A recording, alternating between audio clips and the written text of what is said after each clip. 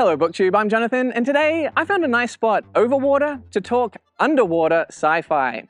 I think it's a pretty cool subgenre. I love a mysterious and dangerous underwater adventure, and I did some research in order to find 8 books that I haven't already read or I don't already own, and I want you to comment which of these you've already read and enjoyed, or which sound interesting and you'd like to hear more about on the channel. So let's get started with Starfish by Peter Watts. The corporation has developed a facility at the bottom of the Pacific Ocean to exploit geothermal power. They send a bioengineered crew crazy enough to go down and work in this undersea darkness.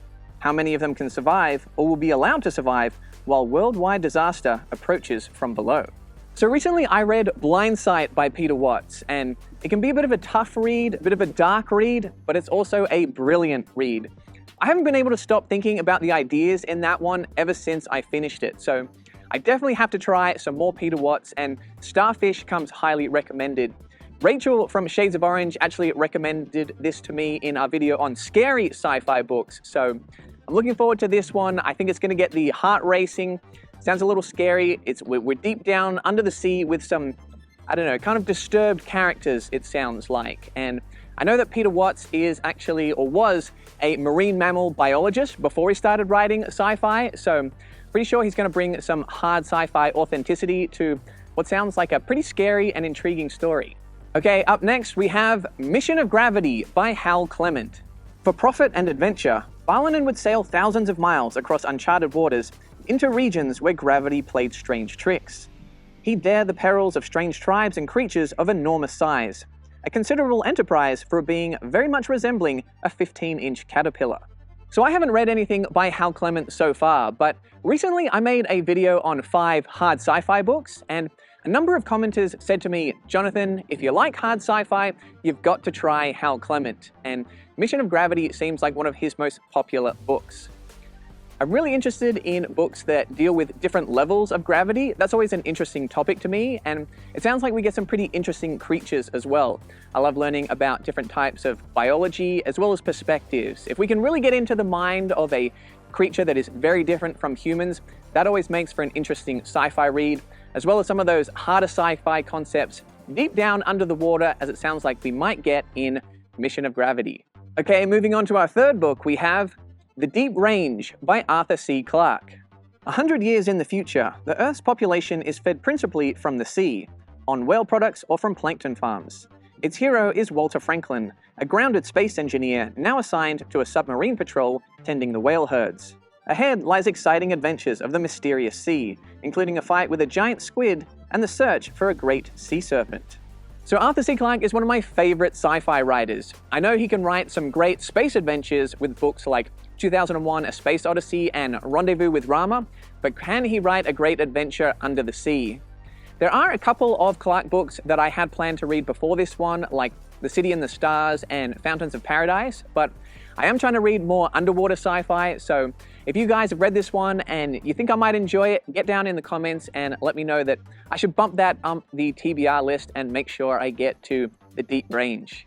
Next, for our fourth book, we have The Swarm by Frank Schatzing.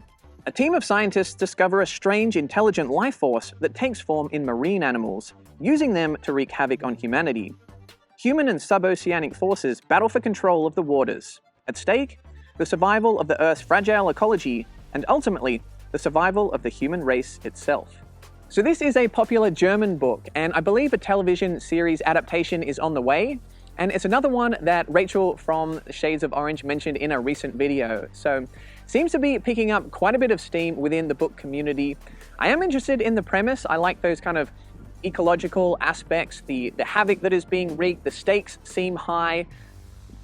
It is about 900 pages though, so if you guys do recommend this one, I'm not sure when I'll be able to squeeze it into the schedule, but I'm not afraid of a chunky book. I read some Peter F. Hamilton last year, so if it's highly rated enough, are you guys excited to hear me talk about it, then I'll have to add The Swarm to the TBR. And just some quick trivia before we get to our fifth book. That is actually me in the thumbnail. That photo was taken by my dad. Shout out Dad for the underwater photography, while we were snorkeling in a blue cave in Vanuatu, which is near Fiji in the Pacific Ocean. Absolutely amazing part of the world.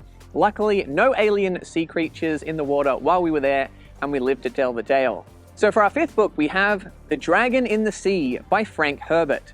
20 subtugs were lost attempting to bring back oil from the undersea fields on the enemy's borders. A brilliant psychologist, electronics expert is planted in the crew of the subtug Ram to discover the reason. And the reason becomes terrifying reality when, miles deep in the ocean, the minds of the crew begin to crack. So this is some pre-Dune Frank Herbert.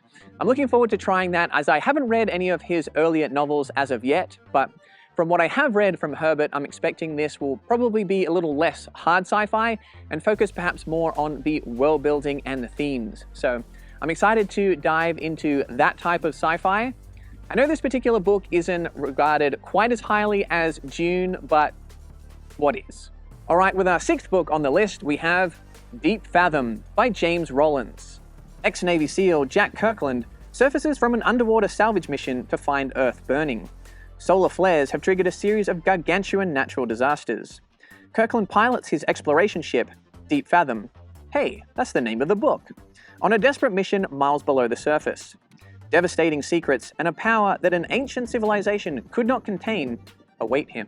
So I have read one book by Rollins before. I was actually on a vacation and finished the book that I was reading, and the place I was staying at had a little library, so I decided to pick up something on a whim and chose Excavation by James Rollins, which has a little bit of an Indiana Jones type feel to it, and it was a fun, fast-paced action-adventure with a little bit of a sci-fi twist in there as well. So based on the description, I'm expecting something somewhat similar from Deep Fathom. It does sound a little bit of a popcorn, fun, light action-adventure, but maybe there's some serious elements to it. Maybe there's some pretty cool sci-fi concepts in there to discover as well. So let me know if anybody has read Deep Fathom.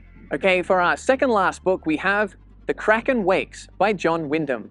Ships are sinking for no apparent reason, carrying hundreds to a dark underwater grave. Strange fireballs race through the sky above the deepest trenches of the oceans. Something is about to show itself, something terrible and alien, a force capable of causing global catastrophe. So this is our fourth book on the list from the 1950s. I'm not sure if that's just a coincidence or perhaps this was a popular subgenre of sci-fi at the time. It does make sense that space exploration didn't really start happening until the 1960s, so perhaps that was a more familiar trope. That was what the readers wanted at the time, some underwater sci-fi adventures. So this would be my second book from John Wyndham. I read The Day of the Triffids, which I quite liked, and I do want to try The Chrysalids and Midwich Cuckoos, or whatever that one is called as well. But The Kraken Wakes sounds like an interesting underwater adventure. If anybody has read that, let me know whether you think it compares to some of Wyndham's more well-known novels, but yeah, I like the sound of this Kraken waking. And just before we get to our last book, if you want more sci-fi recommendations, come chat with us on Discord. And if you want to be able to vote on a book I read each month, as well as join video hangouts, then check out the perks of becoming a Patreon member, where you can become one of my robots, androids, or cyborgs like Nima and a New Eden. And for our eighth and final book, we have Into the Drowning Deep by Mira Grant. 7 years ago, the Atargatis set off on a voyage to the Mariana Trench to film a mockumentary bringing to life ancient sea creatures of legend. It was lost at sea with all hands. A new crew has been assembled, but this time they're not out to entertain. The secrets of the deep come with a price. So this book, I've been told, combines elements of science fiction, fantasy, and horror. Any book cover with a black and red color scheme does not bode well for the characters involved. I've been told this book has mermaids and some fun things like that, which is not necessarily the type of thing I would normally think to pick up myself, but I've heard almost nothing but good things about this book, so if you've read it and you're one of those people leaving it positive reviews, let me know in the comments and let me know if you think this is the type of thing I might enjoy, even though it's a little bit outside my normal sci-fi wheelhouse. So there you go, guys. Those are 8 underwater sci-fi books. Let me know in the comments which of those sound interesting and which I should add to my TBR list. I hope you enjoyed the video. If you did, subscribe. It's free, and you can find more sci-fi content over here.